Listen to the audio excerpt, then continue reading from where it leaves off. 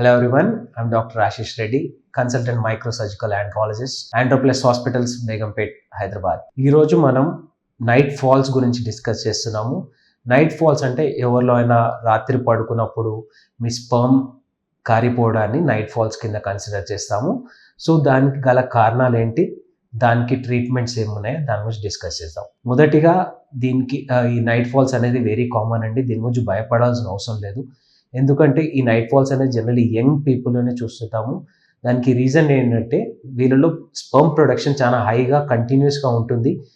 దానివల్ల ఇది మీరు అట్లీస్ట్ ఒక 3 డేస్కి ఒకసారన్నా మాస్టర్బేషన్ చేసుకోవాలి, అంటే హస్తప్రయోగం అన్నా చేసుకోవాలి, లేకపోతే సెక్షువల్లీ యాక్టివ్ అన్నా అవ్వాలి.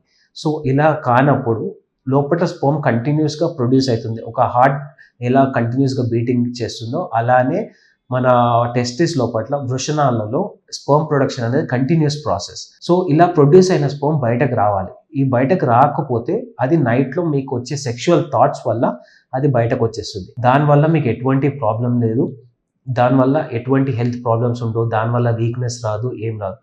దాని గురించి వరీ అవ్వదు. దీనికి ట్రీట్మెంట్ ఏంటి? Treatment is simple.